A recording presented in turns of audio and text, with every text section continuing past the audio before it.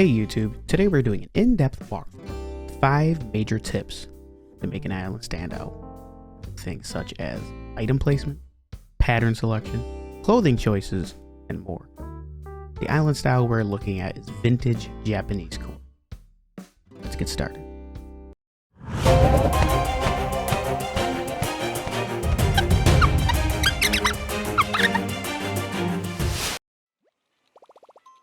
Welcome back, and today we'll be checking out a designer who has created some amazing builds, Willowset. Please give her a follow now on Instagram, as she just deserves all the love for this video. As I stated in the intro, we're going to be going in depth on some things to make your island stand out, put it to the next level. At the end, we're going to be rolling all the custom floor patterns that are included in this video. They'll also be in the description below.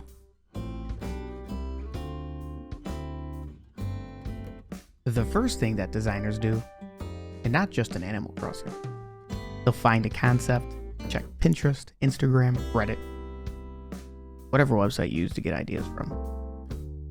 A lot of design is just repetition, getting inspiration, figuring out what works. On this island, you'll see a lot of the same items used over and over again, with variations throughout. Sometimes it's better to start smaller, place a few items, and see how it looks. Do one of those 3x3, 5x5 grid challenges. The island we're looking at today is just one complete grid of an island. Start with just that. Do small portions at a time. From there, figure out your color scheme.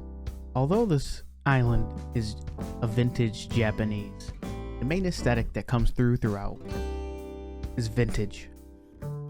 Willow chose to go with a very timeless and classic color scheme. This goes along well with a lot of items you'll see in this build, especially the ones that have customizable patterns. She utilizes red, blue, and green throughout. The natural green path has pops of red, flowers, and wheat accents. Blue road has the main yellow street lines. Have hints of lighter tones to make it feel a little more worn or used. This plays off well with the blue iron bridge.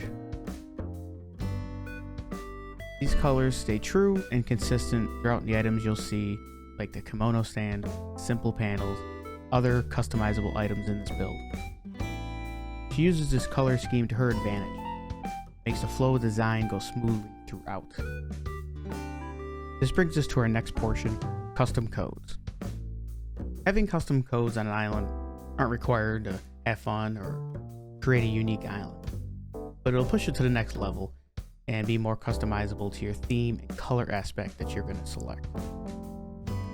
We're going to show a few of the paths in this build. We're going to pop the codes up here and there, and the rest will be rolled through the credits that you might see in this video. The first one is the main road path, the blue one with flecks of lighter colors and the yellow stripe down the center. This is our main artery of the island. It's the widest one, it's the most straight. It'll be more consistent throughout to give the visitor an idea of where they're gonna go. Every path branches off this roadway.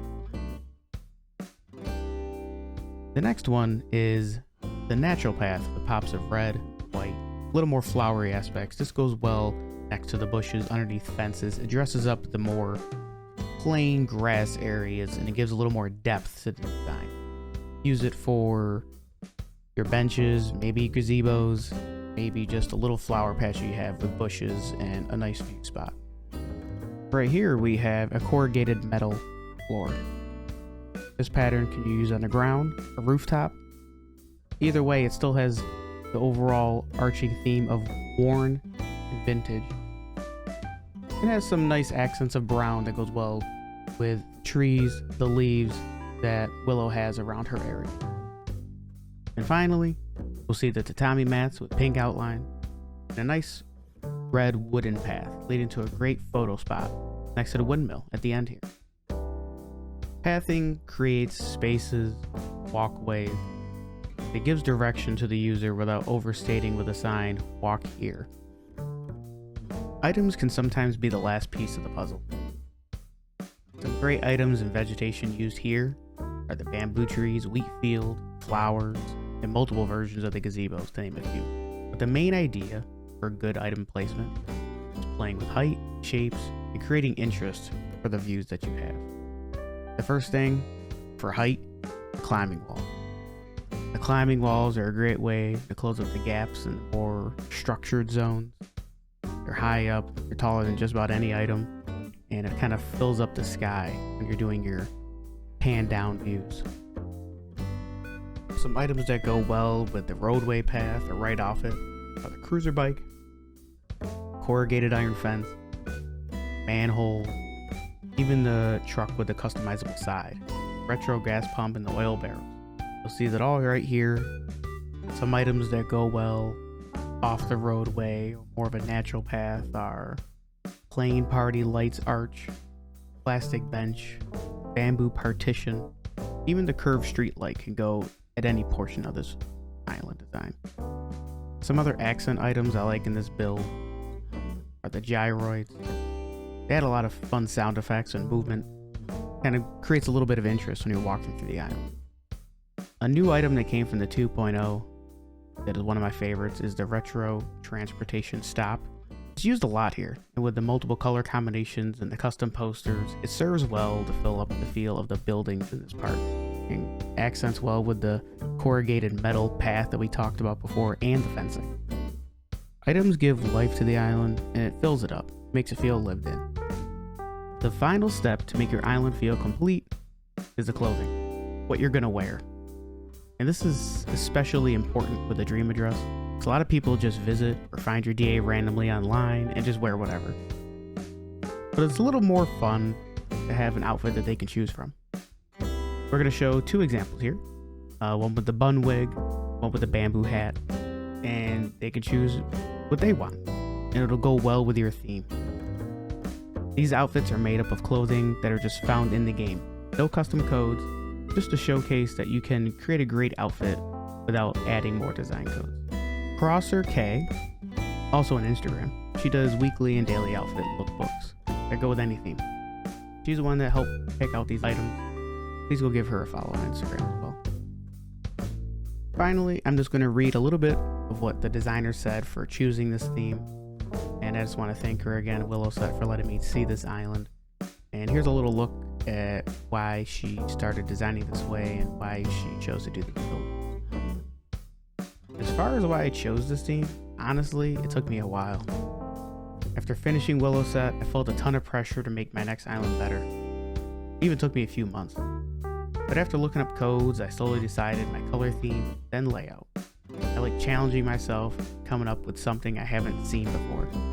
That's why I really enjoy spending a lot of time looking at codes. These artists truly inspire me. Without them, without their beautiful designs, I would not be able to build like I do.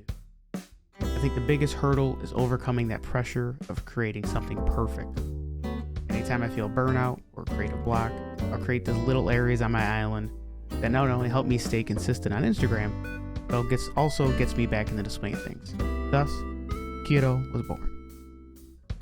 Rolling on screen now will be all of the creator codes, design codes that Willowset used on this island.